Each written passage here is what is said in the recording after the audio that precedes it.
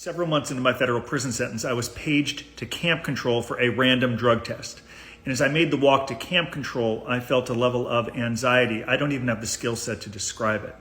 2 weeks before that, I had reached my breaking point with insomnia that went on for about 6 weeks. I was up all night, every single night. And if you've ever had insomnia before, it is brutal, a pain I had never known before.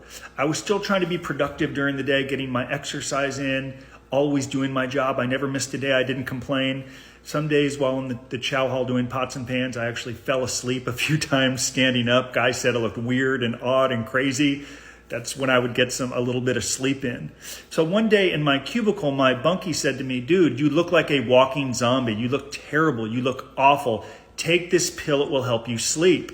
And I learned in prison when guys go to medical, they're supposed to take the pill in front of the nurse. They'll put it in their mouth, hide it, or just put it in their pocket. In a minimum security camp, they're not looking that aggressively. So I was vulnerable. I was lost. I rationalized that I needed rest. I took the pill, and when I woke up the next day, I was knocked out. In fact, I was like knocked out cold for a few days. So when I went to take this drug test, you urinate in a cup. They cover the cup. You do all of it in front of a guard. I feared that these results would come back positive, and all of the work I had done while in prison would be derailed if there was a positive test. I would go to the hole. I would go to a higher security prison. And when the test came back negative, I was so grateful, but I reminded myself I still have a tendency to take shortcuts. I need to embrace more suffering. That's a part of life. And I can no longer take these shortcuts that can derail all of the progress that I am making in prison because I put my family through enough.